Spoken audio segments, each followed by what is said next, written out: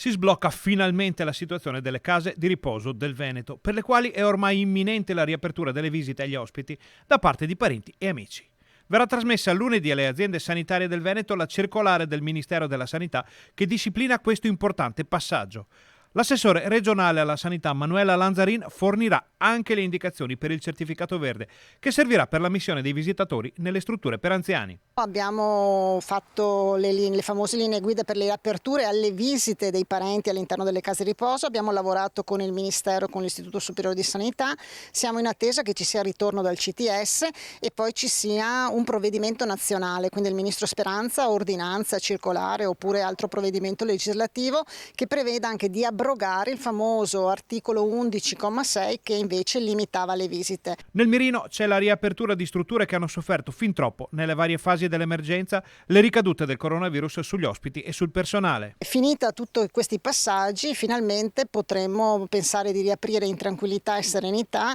sia per gli enti gestori ma anche giustamente per gli ospiti e tutti i loro parenti, le visite all'interno di queste strutture che hanno sicuramente sofferto molto in questo periodo.